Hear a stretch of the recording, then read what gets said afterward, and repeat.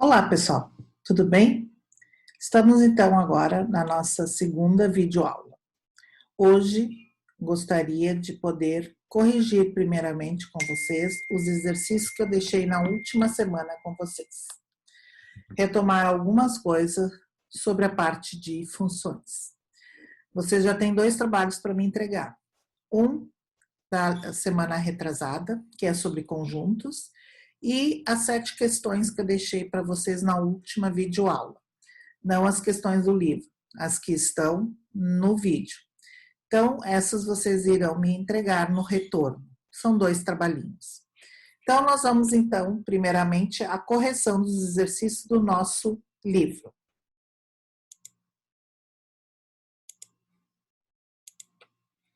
Muito bem. Primeira questão, determine as coordenadas dos pontos indicados nessa figura. Eu tenho um plano cartesiano aqui. Eixo X, eixo das abscissas, e o eixo Y, eixo das ordenadas. Para marcar um ponto, primeiramente, sempre o valor do X, depois o valor do Y. Então, o A vai ser o quê? Primeiro, no X, procura-se o número no eixo X, e depois, na vertical, procura-se o valor do Y. E onde os 2 pontos se encontram, eu tenho, então, as coordenadas correspondentes. Então, o A vai ser 2 e 2, B, 0, 0, C, 5 e 0, o D, 0 e 6, o E, menos 3 e 0, o F, cadê o F aqui? 0 e menos 2, G, menos 2 e 4, H, menos 5 e menos 5, I, 5 e menos 3, e o J, menos 5 e 0. Muito bem. Questão 2 é uma questão da OBMAP. Manuel testa sua pontaria lançando 5 flechas que atingiram os alvos. O alvo nos pontos A, B, C, D e E. De acordo com o lugar onde for marcar esses pontos, eu vou ter, então, os valores correspondentes. Então, o A, 1 e menos 1. 1 no X, menos 1. Vai marcar no vermelho. Então, ele marcou 300 pontos. Depois, B, 2,5 e 1. 2,5 e 1. Amarelo. Marcou 100 pontos. C, menos 1 e 4. Menos 1 e 4. Marcou no verde. 50 pontos. Menos 4 e menos 4. Menos 4 e menos 4. Verde, mais 50 pontos. 6 e 5. 6 e 5. Marca no branco. Então, quantos pontos ele fez ao todo? Só vale pontos que tenham marcado nessa parte aqui. Então, ele marcou 500 pontos. 300 mais 100 e 2 no verde. Então, 500 pontos. Quantas flechas ele acertou no interior? Apenas uma, que é o A. Muito bem. Questão 3. Eu tenho 2 coordenadas. Esse é um ponto, lembrando, a vírgula separa o valor do X e o Y. X e Y. Eu quero que esses 2 pontos sejam iguais. Para os pontos serem iguais, o X daqui tem que ser igual ao X daqui. Então, 2A menos 3 igual a 4A menos 1. Equação do primeiro grau, resolve, descobre que A é menos 1. Depois o Y, B mais 2 igual a 2B menos 3. Novamente, equação do primeiro grau, isola o B, descobre que B vale 5. Tranquilo? Questão 4. Nos itens abaixo estão descritas algumas relações entre variáveis. Em cada caso, identifique qual é a variável independente. Variável independente é aquela que não depende de outra. Então, o número de barras de chocolate que alguém compra e a quantia paga por elas. A minha variável independente é o número de chocolates. O valor que eu vou pagar é a variável dependente. Por quê? Dependendo da quantidade de chocolates que eu for comprar, eu vou ter o valor que eu vou ter que pagar. Então, variável independente é o número de barras de chocolate. Letra B. A duração de uma chamada local de um telefone público e o custo da chamada. Variável independente é a duração de uma chamada e o valor que eu vou pagar é a variável dependente. C. O andar do apartamento em que uma pessoa mora e o tempo necessário para o elevador, a partir do térreo e sem nenhuma parada, chegar até o apartamento. Bom, variável independente é o andar que ela mora e a variável dependente é o tempo que o elevador demora para chegar no andar correspondente. Questão 5. Eu tenho um retângulo de lados x e 2x. Expresse o perímetro P e a área A e a medida B da diagonal desse retângulo em função de x. Primeiro, o que é perímetro? É a soma de todos os lados. Então, eu vou somar 2x mais x mais 2x mais x, que dá 6x. Área de um retângulo. Como é que se calcula a área de um retângulo? Lado vezes lado. 2x vezes x, 2x ao quadrado. Depois, calcular a diagonal. A diagonal vai de uma ponta até a outra ponta. E aí eu vou ter um triângulo retângulo, na qual eu vou aplicar Pitágoras. Então, vai ser d ao quadrado igual a x ao quadrado mais 2x ao quadrado. Isso vai dar 4x ao quadrado mais x ao quadrado, que é 5x ao quadrado. Tirando a raiz, vai ficar x raiz de 5. Questão 6. As variáveis S e T estão relacionadas de acordo com a tabela. Bom, eu tenho uma tabela S e uma tabela T. Eu quero saber qual é a lei de formação. Como é que ela vai aparecer? T é a minha variável dependente. S é a minha variável independente. Contrário. T é a variável dependente e S é a minha variável independente. Bom, não. S, estou confundindo vocês. S é a minha variável dependente. Dependendo do que der o T, eu vou ter o valor do S. Então, S é a minha variável dependente, T é independente. Então, o que eu posso fazer? Eu posso testar esses valores aqui para ver se vai dar certo. Se o meu T for 1, 2 vezes 1, 2. 2 menos 2, 0. Fechou, tranquilo, poderia ser. Vamos pegar o segundo valor. 2 vezes 2, 4.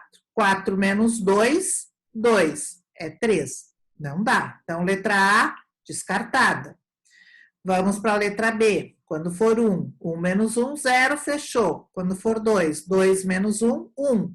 É 3. Não dá. Não pode ser. Quando for 1 na letra C, 1 ao quadrado, 1 menos 1, 0. Ok. Quando for 2, 2 ao quadrado, 4. 4 menos 1, 3. Tranquilo. 3 ao quadrado, 9. 9 menos 1, 8. 4 ao quadrado, 16 menos 1, 15. Fechou, temos a resposta, a letra C. Tá? Aqui a gente fez a testagem para todos os valores. Então, letra C, alternativa correta. Questão 7. Os gráficos a seguir mostram a presença de álcool detectada no sangue de 3 homens adultos que pesam em média 75 quilos. As curvas ilustram como seria a variação da concentração de álcool no sangue em função do tempo, após a ingestão de cerveja. Escolha a alternativa que indica quanto tempo leva aproximadamente para que a concentração de álcool detectada no sangue volte a ser inferior a 0,1 grama por litro após o consumo, de forma ininterrupta de 2, 3, 4 latas de cerveja. Bom, vamos entender o gráfico. Quando eu tomar 2 latas, tá? Parte do zero, cheguei no valor máximo. Quanto tempo vai levar para chegar a 0,1? Bom, 0,1 está aqui, então nós vamos ir aqui no gráfico 0,1. Olha, depois do 100, 120 minutos depois, isso vai dar o quê? 2 horas. Então, ou é a C ou é a D. Vamos para o outro gráfico. Quando for 3 latas, mesma coisa. Chegou no valor máximo, chegar em 0,1. Quando é que vai ser em 0,1? Vamos lá. Passa de 200. Talvez 240. 240 seriam 4 horas. Então, letra D, 4 horas. Mas vamos verificar ainda quando eu tomar 4 latas. 0,1 seria para cá, depois de 300 minutos. E depois de 300 minutos, eu vou ter mais de 5 horas, 5 horas e meia. Então, alternativa correta, a letra D. Bastava analisar o gráfico, não precisa fazer conta nenhuma, gente. Só transformar os minutos para horas. 8. Um padeiro fabrica 300 pães por hora. Considerando esse dado, pede-se a lei que representa o número de pães fabricados P em função do tempo. É uma equação que a gente faz para poder calcular o valor que eu vou pagar, a quantidade de pães que serão produzidas por hora. Então, vai ser P igual a 300 vezes T, onde T é o tempo. Letra B, quantos pães são fabricados em 3 horas e 30 minutos? Tem que trabalhar numa mesma unidade, ou transforma tudo para minutos, ou tudo em hora. 3 horas, 3, 30 minutos é 0,5, então 3,5. Substitui na primeira equação, 300 vezes 3,5, eu tenho 1.050 pães. Tranquilo? Então, vamos lá. Questão 9. Um pintor foi contratado para pintar a fachada do prédio do comando da EPCAR, em decorrência das comemorações do seu 60º aniversário. Esse pintor cobra um valor fixo de R$30 e mais uma quantia que depende da área pintada. A tabela seguinte indica o orçamento apresentado pelo pintor. Bom, então, esse é o valor pago, incluindo a taxa fixa. Não esquecendo, a taxa fixa de R$30. Então, se ele pintar 5 metros quadrados, ele cobra R$40, ou seja, R$30 é fixo e R$10 é para 5 metros quadrados, ou seja, ele cobra R$2 por metro quadrado. Se for 50, também, menos 30, R$20.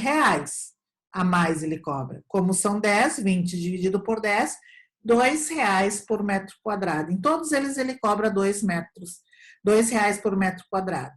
Então, vamos ver. O pintor cobra R$30 mais R$3 pelo metro quadrado pintado. Errado, né? Nós já vimos que ele cobra R$30 e R$2 por metro quadrado. Aqui tem a tabela relacionando todos os detalhes aqui, tá? Depois, então a primeira é falsa. Se foram pagos pela pintura R$530, então a área pintada foi de 250 metros quadrados? Bom, então vamos ver. 250 metros quadrados menos 30 dá 220, certo? 220 menos 220 dividido, não, se foram pagos pela pintura R$530, tira R$30, então ele pagou 500. 500 dividido por 2, porque ele cobra R$ 2 por metro quadrado a 250 metros quadrados. Verdadeiro, perfeito. Pela pintura de uma área correspondente a 150 metros quadrados, seria cobrado menos de R$ 300. Bom, 150 metros quadrados, ele cobra R$ 2 por metros quadrados. 150 vezes 2 dá 300. Mais os 30, ele teria que pagar R$ 330 e não menos de 300. Então, é falso. Então, vai ficar falso, verdadeiro, falso. Alternativa correta, letra C. 10. O gerente de uma loja de computadores verificou que quanto mais ele anuncia em sites de jornais, mais ele vende. Essa relação pode ser expressa por essa função. Essa é a lei que obedece isso, em que o Y representa o número de computadores vendidos durante a semana e X o número de anúncios publicados nos sites de jornais durante o mesmo período. Nessas condições, quantas vezes o gerente deverá anunciar essa semana para que a loja venda 200 computadores? O Y é a quantidade de computadores vendidos. Então, eu vou substituir no lugar do Y 200 e eu tenho uma equação do primeiro grau que vocês sabem resolver. Aprenderam lá no 7º ano. Resolvendo essa equação, vocês vão encontrar 80 vezes, certo? 11. O preço a ser pago por uma corrida de táxi inclui uma parcela fixa denominada bandeirada e uma parcela que depende da distância percorrida. Se a bandeirada custa R$ 3,44, cada quilômetro rodado custa 86 centavos, calcule o preço de uma corrida de 11 quilômetros. Bom, fácil, né? 0,86 vezes 11 mais os 3,44. Vocês têm, no total, R$ 12,90 vocês vão pagar. Isso acontece nos nossos táxis. Quando a gente entra dentro do táxi, sentou, já estamos pagando. Isso é chamada bandeirada, ela é um valor fixo. E a cada quilômetro rodado, eu vou pagar um X por cada quilômetro. Letra B. A distância percorrida por um passageiro que pagou R$ 21,50 pela corrida. Bom, agora eu sei quanto eu paguei. Então, eu sei o valor do Y. Então, R$ 21,50 menos a taxa fixa, dividido por 0,86. Então, eu andei 21 quilômetros. Questão 12. Sabe-se que nos pulmões o ar atinge a temperatura do corpo e que, ao ser exalado, tem temperatura inferior à do corpo, já que é resfriado nas paredes do nariz. Através de medições realizadas em um laboratório, foi obtida essa função. Essa é a função para isso que acontece aqui, que vai, a temperatura, ela é menor ou igual a 30 graus, ou é maior ou igual a 12 graus. Então, ela varia de 12 a 30 graus.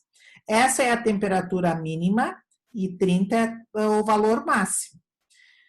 A temperatura do ar exalado e a do ambiente. Calcule a temperatura do ambiente quando a temperatura for 25 graus. Então, vou pôr aqui 25 graus e descubro que a temperatura do ambiente era de 22 graus, tá? Essa era a temperatura exalado.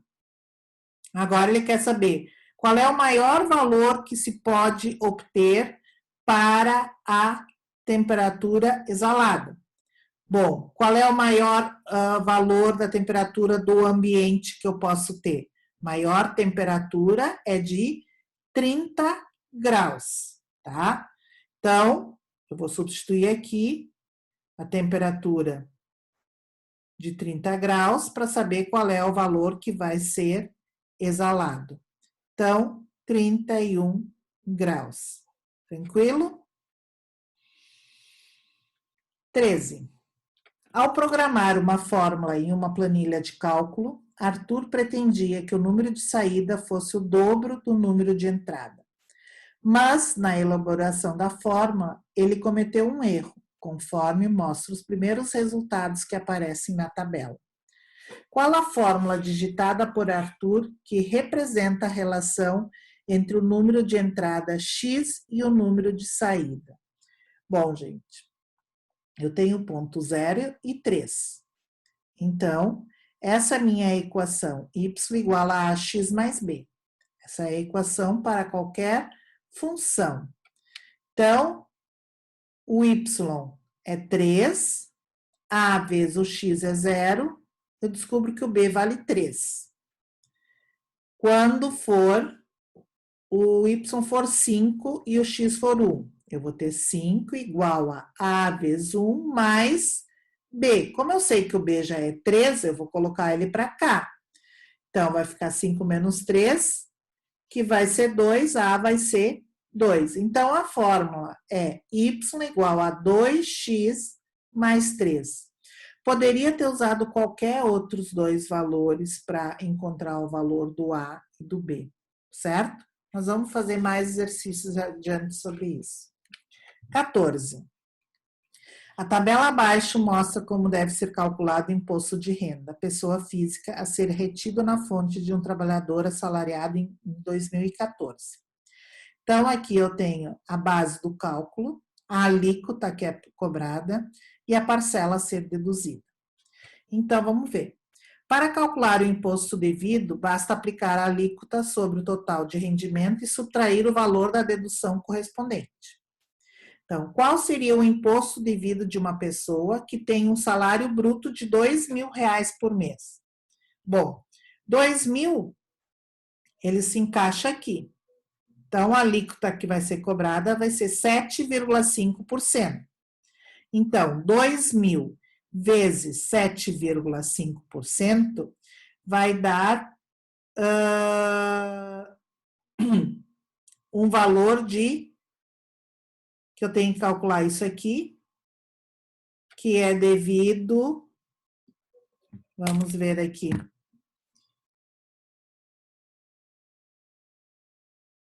R$2.000 vezes 7,5%. Dá R$150. Então, 150 menos os 128,31, o valor que ele vai ter que pagar vai ser 21,69. Na letra B, se ele tivesse um salário de 4.250. Então, 4.250, ele se encaixa nessa última. Não, 4.250 ele se encaixa nessa aqui, onde a alíquota é de 22,5%.